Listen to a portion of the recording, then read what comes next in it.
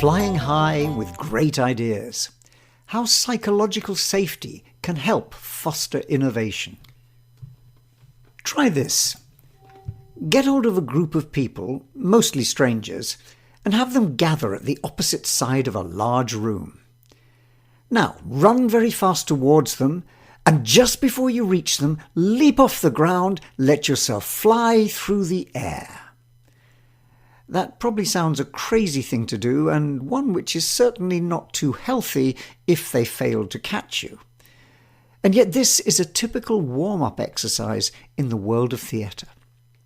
Groups of actors gather together to try and create a theatrical experience which will be memorable, drawing an audience into a journey of imagination.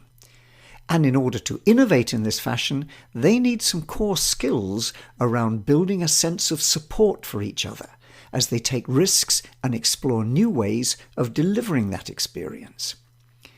Flying through the air and hoping someone will catch you is a powerful way of developing that sense of support, and it underlines a key element in our understanding of what makes for effective innovation. We need a sense of psychological safety. Innovation isn't a solo act, never has been. It's a team sport, a multiplayer game in which interaction amongst members helps create value from ideas. And a lot of innovation, particularly of the more radical variety, is about making it up as you go along. Improvisation. Having an overall sense of where you want to get to, but not being entirely clear about how you'll get there. It's about groping our way through a fog, bumping into plenty of unexpected obstacles along the way. It's about trying things out, experimenting, learning fast from what doesn't work. The whole agile innovation model is predicated on this cycle of probe and learn, reflect and pivot, gradually homing in on what will work and create value. Which is pretty much the challenge in the world of improvisation in theatre or music. For a bunch of actors in an improvisation session, the trick is to go with the flow. Take whatever is thrown at you and not to respond with a "wah" when someone tosses you an impossible feed line. It's all about yes and thinking. And to do that, you have to have not only plenty of mental agility to find a way out, but also the confidence in the others on the stage with you to get you out of trouble. Psychological safety. As Alan Alda, the famous actor, said, there's really no failing in improv. You just go on to the next thing. It's the same with music. A jazz group might start with a recognizable tune which they walk through a couple of times just to settle down and give the listener something familiar to hold on to. And then it's a case of one of the soloists taking off, stretching to find something new, something hidden inside the music, experimenting, prototyping on the hoof. The great architect and jazz fan Frank Gehry called this liquid architecture. As he explained, you improvise, you work together, you play off each other, you make something, they make something. But it only works if the soloist is confident that underneath are the rest of the band, watching and waiting, actively listening, keeping the safety net of structure in place. We'd find this model in many other creative situations. Think about a script conference amongst screenwriters, collectively exploring, pushing to find something new, some spurring direction to lift a story. Or in a brainstorming session within a design team, looking to find new ways around a problem. The need to feel safe enough to offer wild and often unproven suggestions, to throw crazy ideas into the mix, but not be afraid of having them hurled back at you. In 2016, Charles Duhigg published an article in the New York Times describing an internal project at Google, which was exploring what made their high-performing innovation teams so successful. The project was named Aristotle, and it looked at data from 180 teams scattered throughout the country and areas of working. What made the biggest difference was not inspirational leadership or careful team selection, but rather the underlying team culture, the way we do things around here, which had emerged. And the most important of these norms was psychological safety. It was all about being heard by the team, speaking up and having a sensitivity towards one another's feelings. That research wasn't a one-off. A major program of work in the UK also found that in successful teams, this group climate is key. Neil Anderson and Michael West talk about it as active involvement in group interactions, where the predominant interpersonal atmosphere is one of non-threatening trust and support. Participative safety exists where all members of a work group feel able to propose new ideas and problem solutions in a non-judgmental climate. Amy Edmondson defines team psychological safety as a shared belief that the team is safe for interpersonal risk-taking, going on to describe it as a sense of confidence that the team will not embarrass, reject, or punish someone for speaking up.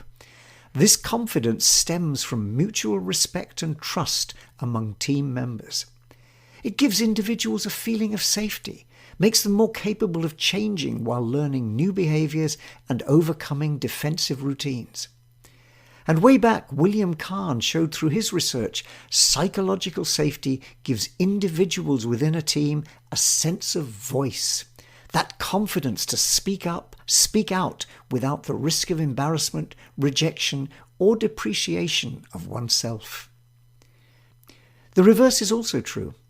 Without psychological safety, people feel anxious and threatened, and these emotions can reduce cognitive and behavioral flexibility and responsiveness. These behaviors might emerge in different ways. For example, threat rigidity, that frightened rabbit effect, learning inhibitions, where the group plays safe and doesn't explore, or saving face as a reaction to threat. But their effect is the same, to reduce or eliminate innovative behavior. But this is not to say that building a climate high in psychological safety is all about everyone being nice to each other, not challenging or rocking the boat. Far from it. Research has consistently shown that low levels of conflict and challenge can also stifle innovation.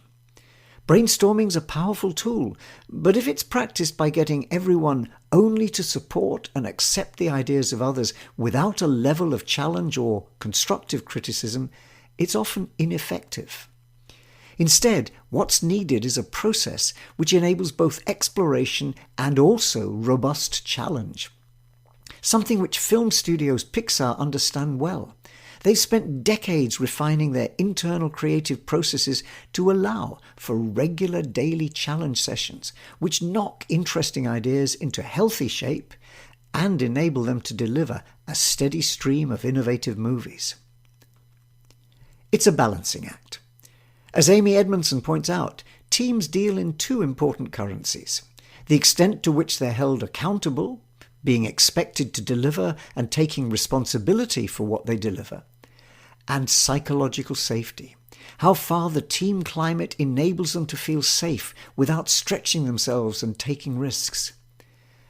Put these two dimensions together and we can map a space within which innovative behaviours emerge, or not. In a zone which is high in comfort, psychological safety, but low in challenge, accountability is low. It doesn't really matter what you do. The second zone, which we might call apathy corner, is where we're low both in psychological safety and accountability, where it doesn't feel like anything matters in terms of what you do, and anyway, no one cares much about you. Not a good place to be. A third zone is where creative action ought to happen, where there's high accountability, high expectation, but you feel so stressed by the high levels of expectation that you can do nothing. That's where the rabbit in the headlights problem comes, where you're paralyzed both by the fear of taking risks and by the sense that you need to take them. The last zone is where it all comes together, a learning zone, where there's that team climate of psychological safety to enable risk-taking and high levels of innovation, the promised land. But that leaves us the question of how we might get there. What can we do to build psychological safety? Well, there are several things we can try to help create conditions for this learning zone kind of working. For example, create a positive framework within which teams can work. Set the expectations and boundaries. Manage the accountability dimension. Give support and permission. William McKnight, the famous chief executive of 3M for many years, captured it well, challenging his managers to encourage initiative, but also to recognize that management that is destructively critical when mistakes are made kills that initiative. We can create supportive leadership in terms of goal setting. Amy Edmondson suggests framing the work as a learning challenge, not as an execution problem. We can invest in team building, maybe not flying through the air games, but there are plenty of other ways of helping teams understand the importance of and have the experience of psychological safety. Whether they're building towers or devising new machines to stop eggs breaking when they're hurled from windows, they can have fun whilst also learning how to work together.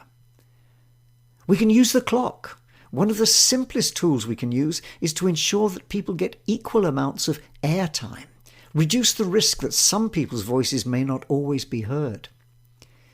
We can certainly revisit the rules of brainstorming sessions to make sure that there's not only opportunity for freewheeling, building on ideas, supporting new directions, but also making sure that judgment is postponed, not eliminated. Good ideas emerge through this process of both challenge and support. And we can practice intelligent failure. Post-project reviews offer an opportunity to look back to try and identify ways of improving for next time. Unfortunately, many teams have a culture in which it's difficult to own up to mistakes, and so important learning opportunities are lost in these reviews. Even worse, the same mistakes get repeated next time around. So we can try to use a style of exploratory questioning in project reviews, one which draws out the mistakes and failures in ways which are non-threatening and which allow for psychological safety.